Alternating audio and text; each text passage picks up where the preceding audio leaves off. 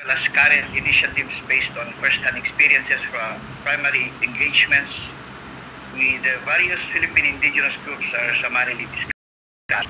These are consolidated from the practical assertions of various IP groups in the country for possible inputs on briefly sharing with you the non-negotiable IP aspirations towards the 21st century according to their own lens.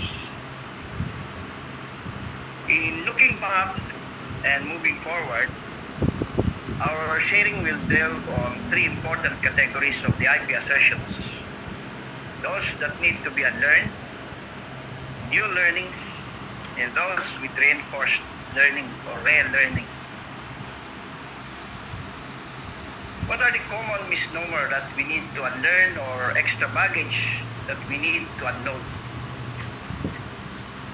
According to the assertions of our indigenous peoples in the country, indigenous is synonymous to indigent, is something that they resent. We must cease to think of indigenous as equivalent to indigent. It is not true, because in the real world, some IP groups are more affluent than others. IPs resent this labeling as critical and demeaning. We have seen how much indigenous knowledge and wealth of virtues there are to be discovered and acknowledged among IPs. Indigenous people should not be reduced to being cultural. They also engage in political, economic, spiritual, and environmental struggles. The second concern is dichotomy between rights and welfare.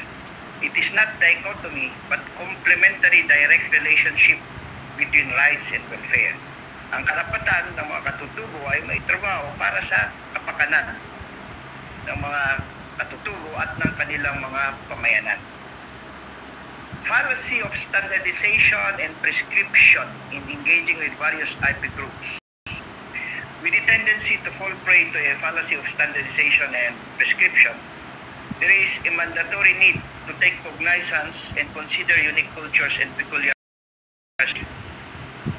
And I repeat, unique cultures and peculiar circumstances. So it's not just the culture that defines what's different, but even the circumstances.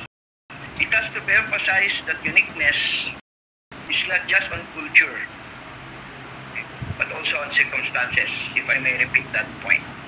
So it is imperative to be specific in our approach as much as possible for particular